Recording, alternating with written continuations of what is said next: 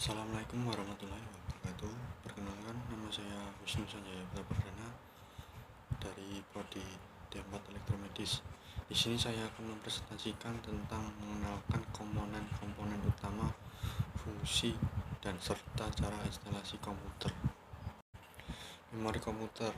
Memori komputer memiliki beberapa jenis, terdiri dari hard disk sebagai penyimpanan jangka panjang, RAM sebagai memori sementara untuk proses aktif, optical disk sebagai media berbasis optik, flash disk sebagai penyimpanan eksternal cepat. Spesifikasi umum dari kapasitas, kecepatan baca, dan jenis koneksi. Instalasi koneksi sesuai dengan jenis memori SATA, NVMe, dan USB. MyBoard berfungsi sebagai menghubungkan semua komponen komputer. Memiliki spesifikasi penting sebagai berikut: form factor, soket CPU, dan chipset. Komponen utama dari MyBoard sebagai berikut: slot RAM, PCI, SATA, USB, power connector. CPU atau prosesor. Jenis prosesor Intel i3, i5, i7, dan i9. AMD Ryzen 3, 5, 7, 9. Spesifikasi kecepatan, jumlah core, dan TDP. Pemasangan sesuai dengan soket MyBoard dan tambahkan pendingin.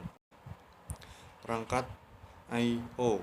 Jenis I/O: keyboard input, printer output, cetak, monitor output visual, port LAN, koneksi jaringan. Spesifikasi resolusi monitor, tipe port, kecepatan LAN. BIOS memiliki fungsi mengontrol perangkat keras saat startup. Memiliki fungsi sebagai pengatur boot order, overclocking, konfigurasi sistem. Perakitan komputer memiliki beberapa langkah. Pertama, pasang prosesor. 2. RAM. 3. Motherboard. 4. HDD. 5. Power supply. Tips keamanan: gunakan flash strap anti-statis, periksa kompatibilitas. Sistem operasi. Sejarah dari CP atau DOS, Windows, Linux, Mac OS, dan memiliki jenis Windows, Linux, Mac OS, Android, dan iOS.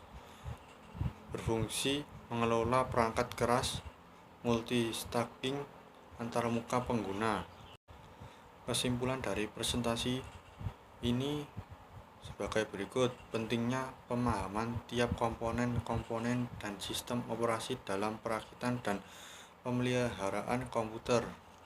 Sekian presentasi dari saya. Ada kurang dan lebihnya, saya mohon maaf sebesar-besarnya. Wassalamualaikum warahmatullahi wabarakatuh.